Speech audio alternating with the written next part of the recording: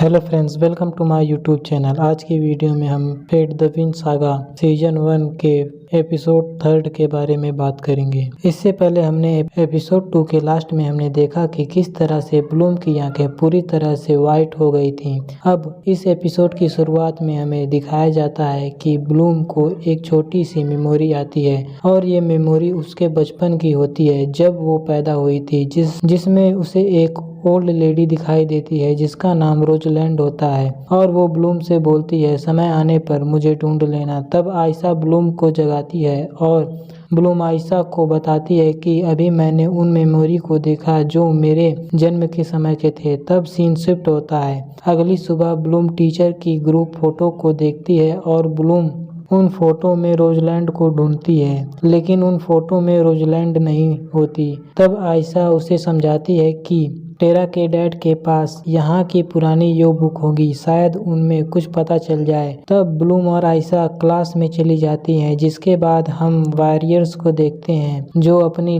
Fight practice कर रहे होते हैं और इसके साथ साथ सिल्वा को भी देख पाते हैं जिनको बर्नवान से इन्फेक्ट हुए 1 हफ्ता हो गया है, जिस बात से स्काई काफी परेशान होता है। जिसके बाद हम फारा डाउलिन को देखते हैं जो सभी फेरीज को उनके मैजिक पर कंट्रोल करना सिखा रही थी, जहां पर सभी फेरीज अपने मैजिक पर अच्छा कंट्रोल करती हैं, लेकिन टेरा और आयशा को अपने मैजिक पर उतना खास कंट्रोल नहीं होता।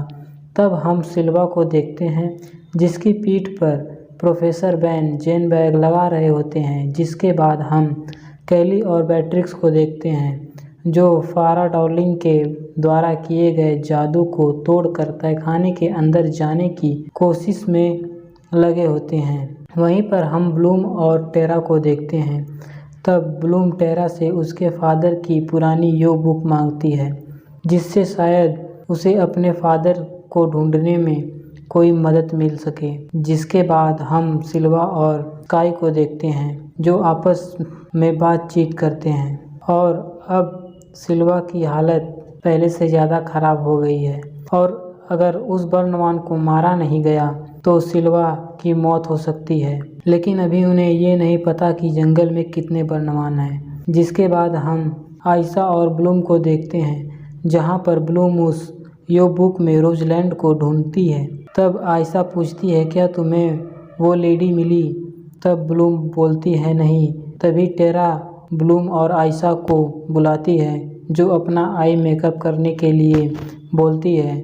जिसके बाद हम सिल्वा और फारा डाउलिन को देखते हैं जो अपनी टीम के हेड से फ़ोन पर बात कर रहे होते हैं। मार्को उनको बताता है, हम सुबह तक उस बर्नवान को ढूंढकर मार देंगे, लेकिन फारा डाउलिंग उन्हें कहती है शायद कल तक वक्त ना हो। जिसके बाद हम सीनियर स्पेशलिस्ट पार्टी को देखते हैं जहां पर टेरा, आयशा, ब्लूम और म्यूजा भी फुल रेडी होकर पहुंच जाती हैं। तब टेरा और म्यूजा बियर के काउंटर पर जाती हैं जहां पर टेरा डेन के लिए ब्राउनीज बनाकर लाई होती है। तब डेन आता है उनसे मिलकर और उन ब्राउनीज को चखता है और अपने दोस्त राइवेन और स्काई के लिए भी लेके जाता है।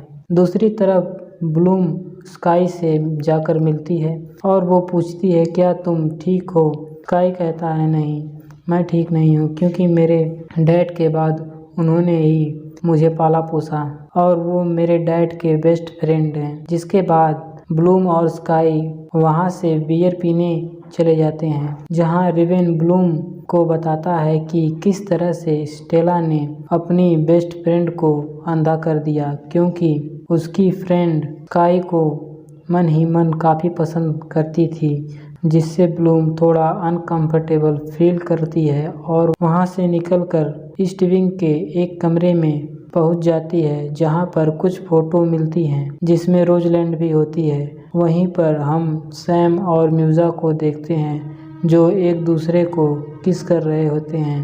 तभी म्यूजा को किसी के इनसिक्योरिटी की फीलिंग होती है और सैम अपने मैजिक की मदद से दीवार के दूसरी तरफ चला जाता है। तभी वहाँ पर टेरा आ जाती है और वो म्यूजा से पूछती है कि क्या उसके और डैन के बीच कुछ हो सकता है। म्यूजा कहती है, कुछ का तो पता नहीं, लेकिन तुम उसे अच्छी लगती हो। जिसके बाद हम स्काई और स्टेला को देखते हैं, जहाँ पर स्काई ने काफ़ी ज़्यादा ड्रिंक कर ली होती है और वो उसके बेस्ट फ्रेंड रिकी के बारे में बात करता है कि तुमने उसके साथ ऐसा क्यों किया। और तभी स्काई के फ़ोन पे मैसेज आता है कि उन्होंने बर्नमान को मार दिया है और स्काई वहाँ से निकल जाता है। जिसके बाद हम ब्लूम को देखते हैं जो रोजलैंड की फ़ोटोज़ को अपने फ़ोन में खींच रही होती है। तभी वहाँ पर बेट्रिक्स आ जाती है। तब ब्लूम बेट्रिक्स से रोजलैंड के बारे में पूछती है, लेकिन बेट्रिक्स उसे पहचानने से इनकार कर देती है और वहां से चली जाती है। तब ब्लूम आयशा के पास जाती है और उसे रोजलैंड की फोटोज दिखाकर बताती है कि ये वही लेडी है जो मेरे सपने में आई थी। तब ब्लूम आयशा को अपने साथ चलने को बोलती है ताकि वो ये पता कर सके कि ये लेडी कौन है और इसका मुझसे क्या रिश्ता है, लेकिन आयशा उसके साथ जाने से मना कर देती है। जिसके बाद हम बेट्रिक्स और कैली को फारा डार्लिंग के ऑफिस में देखते हैं, जो तहखाने पर किए गए जादू को तोड़ने की कोशिश में लगे होते हैं, लेकिन कैली बताता है कि इसमें अभी और वक्त लगेगा। जिसके बाद बेट्रिक्स उसे दरवाजे के अंदर धक्का देती है, जिससे वो जादू टूट जाता है और वो तहखाने के अंदर पहुंच जाती है। जिसके बाद स्काई और सिल्वा को देखते हैं और स्काई सिल्वा से पूछता है कि जब बर्नमान खत्म हो चुका है तो आप अभी तक ठीक क्यों नहीं हुए। तब सिल्वा कहते हैं शायद उन लोगों ने उसे ना मारकर किसी और को मार दिया होगा। जिसके बाद स्काई खुद उस बर्नमान को मारने के बारे में कहता है, लेकिन सिल्वा कहते हैं अब कुछ नहीं हो सकता, अब बहुत देर हो चुकी है। जिसके बाद स्काई वहां से गुस्से में निकल जाता है। जिसके बाद ब्लूम फारा डार्लिंग से जाकर मिलती है और उन्हें रोजलैंड की फ़ोटो दिखाकर पूछती है कि ये कौन है। फारा डार्लिंग उसे बताती है ये 16 साल पहले यहाँ की प्रिंसिपल थी। तब ब्लूम रोजलैंड से मिलने के बारे में बोलती है, लेकिन फारा डार्लिंग उससे झूठ बोलती हैं कि वो मर चुकी है। तब ब्लूम वहाँ से निकलकर स्टोन सर्कल चली जाती है और गुस्से में अपने हाथों से आग निकालने लगती है। जिसके बाद ब्लूम इमोशनल होकर रोने लगती है और तभी स्काई भी वहां आ जाता है और वो ब्लूम से पूछता है तुम यहाँ क्या कर रही हो। ब्लूम कहती है मैं एक चेंजलिंग हूँ, मुझे ये पता ही नहीं कि मेरे माता पिता कौन हैं, लेकिन तुम ये आर्मर पहनकर कहाँ जा रहे हो।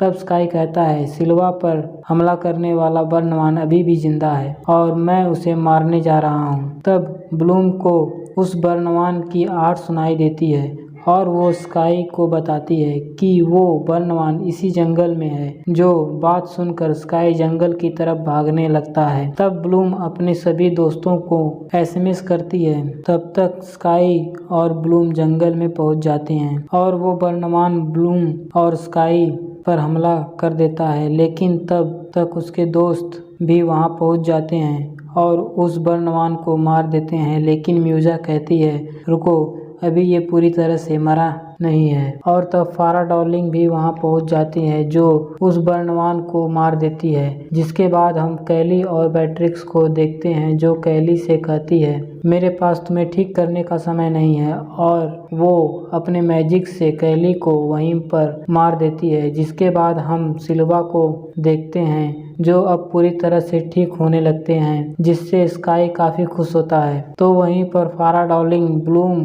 और उसके दोस्तों से थोड़ा गुस्से से बात करती हैं, लेकिन वो भी सिल्वा के ठीक होने की वजह से काफी खुश होती हैं। जिसके बाद में फारा डार्लिंग सिल्वा और बेन को देखते हैं, जिनसे फारा डार्लिंग बताती है कि ब्लूम को जिस फेरी ने विश्वलोक में छोड़ा था उनमें से एक फेरी रोजलैंड है जो उसे अभी भी याद है और हम इन्हें कभी मिलने नहीं दे सकते। जिसके साथ साथ ये एपिसोड भी यहीं पर खत्म हो जाता है।